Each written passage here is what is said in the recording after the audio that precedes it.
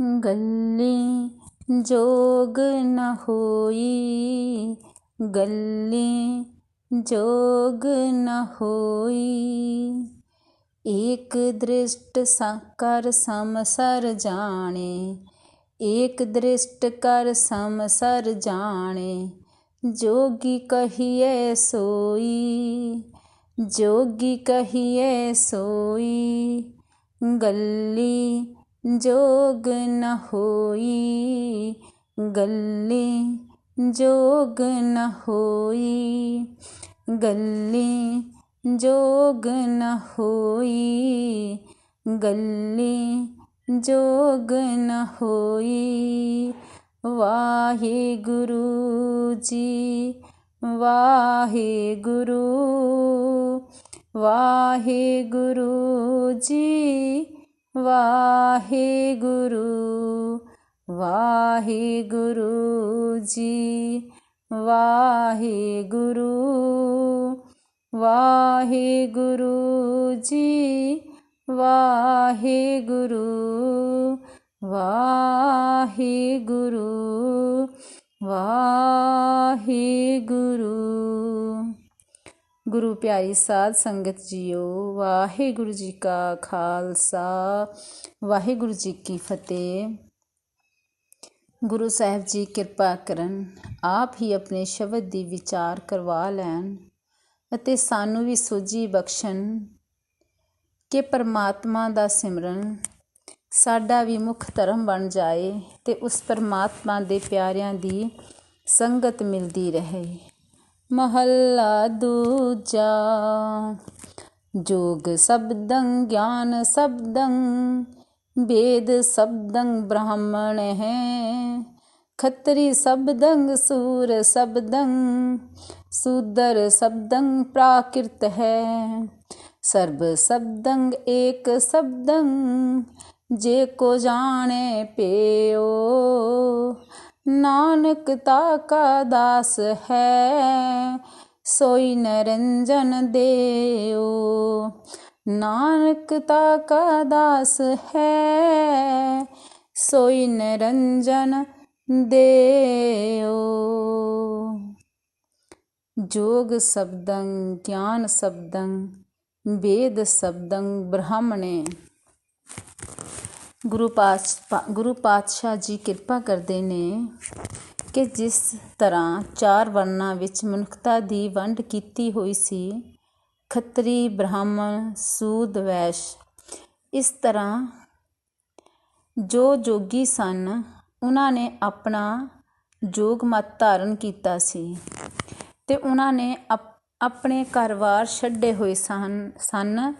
ਬਾਹਰ ਜੰਗਲਾਂ ਵਿੱਚ ਜਾ ਕੇ ਧੂਣੇ ਤਪਾਉਂਦੇ ਸਨ ਅਤੇ ਕੰਨਾਂ ਵਿੱਚ ਮੁੰਦਰਾਂ ਪਾ ਕੇ ਫਿਰਦੇ ਸਨ। ਉਹ ਸੋਚਦੇ ਸਨ ਕਿ ਸਾਡਾ ਧਰਮ ਸਿਰਫ ਇਹੀ ਹੈ ਕਿ ਗਿਆਨ ਪ੍ਰਾਪਤ ਕਰਨਾ ਹੈ। ਇਸ ਲਈ ਉਹ ਗ੍ਰਸਤੀ ਜੀਵਨ ਤਿਆਗ ਕੇ ਜੰਗਲਾਂ ਵਿੱਚ ਕਸ਼ਟ ਸਹਾਰਦੇ ਸਨ। ਗੁਰੂ ਸਾਹਿਬ ਜੀ ਸਮਝਾਉਂਦੇ ਨੇ ਕਿ ਇਸੇ ਤਰ੍ਹਾਂ ਬ੍ਰਾਹਮਣਾਂ ਦੀ ਵਿਚਾਰ ਵੀ ਇਹੀ ਹੈ ਕਿ ਸਾਡਾ ਧਰਮ ਤਾਂ ਸਿਰਫ ਵੇਦਾਂ ਦੀ ਵਿਚਾਰ ਕਰਨ ਦਾ ਹੈ ਤੇ ਇਸੇ ਲਈ ਉਹ ਆਪਣੇ ਆਪ ਨੂੰ ਸਭ ਤੋਂ ਉੱਚਾ ਸਮਝਦੇ ਹਨ। ਖੱਤਰੀ ਸ਼ਬਦੰ ਸੂਰ ਸ਼ਬਦੰ ਸ਼ੂਦਰ ਸ਼ਬਦੰ ਪ੍ਰਾਕ੍ਰਿਤ ਹੈ। ਗੁਰੂ ਸਾਹਿਬ ਜੀ ਸਮਝਾਉਂਦੇ ਨੇ ਕਿ ਖੱਤਰੀ ਆਪਣਾ ਇਹੀ ਧਰਮ ਸਮਝਦੇ ਨੇ ਕਿ ਅਸੀਂ ਸੂਰਮਿਆਂ ਵਾਲੇ ਕੰਮ ਕਰਨੇ ਹਨ, ਜਾਣੀ ਕਿ ਜੰਗਾਂ ਯੁੱਧਾਂ ਵਿੱਚ ਸੂਰਵੀਰਤਾ ਦਿਖਾਉਣੀ ਹੈ। ਅਤੇ ਸ਼ੂਦਰ ਜੋ ਨੀਵੀਂ ਜਾਤ ਵਾਲੇ ਹਨ, ਉਹਨਾਂ ਨੇ ਦੂਜਿਆਂ ਦੀ ਸੇਵਾ ਕਰਨੀ ਹੈ, ਦੂਜਿਆਂ ਦੀ ਗੰਦਗੀ ਮੈਲ ਸਾਫ਼ ਕਰਨੀ ਹੈ। ਸਰਬ ਸ਼ਬਦੰ ਏਕ ਸ਼ਬਦੰ ਜੇ ਕੋ ਜਾਣੇ ਪੇਓ। ਨਾਨਕ ਤਾਕਾ ਦਾਸ ਹੈ ਸੋਈ ਨਿਰੰਜਨ ਦੇਓ। ਗੁਰੂ ਸਾਹਿਬ ਜੀ ਕਿਰਪਾ ਕਰਦੇ ਨੇ ਕਿ ਸਾਰੀ ਮਨੁੱਖਤਾ ਦਾ ਮੁੱਖ ਧਰਮ ਹੈ ਇੱਕ ਪ੍ਰਭੂ ਦਾ ਸਿਮਰਨ ਕਰਨਾ। ਕਈ ਵਾਰ ਪਰਿਵਾਰ ਵਿੱਚ ਜਿਸ ਤਰ੍ਹਾਂ ਦੀ ਕਿਰਤ ਹੁੰਦੀ ਹੈ, ਜੀਵ ਵੀ ਉਸ ਤਰ੍ਹਾਂ ਦੀ ਕਿਰਤ ਕਰਨ ਲੱਗ ਜਾਂਦਾ ਹੈ। ਗੁਰੂ ਸਾਹਿਬ ਜੀ ਸਮਝਾਉਂਦੇ ਨੇ ਕਿ ਕੋਈ ਵੀ ਜੀਵ ਉੱਚਾ ਨੀਵਾਂ ਨਹੀਂ।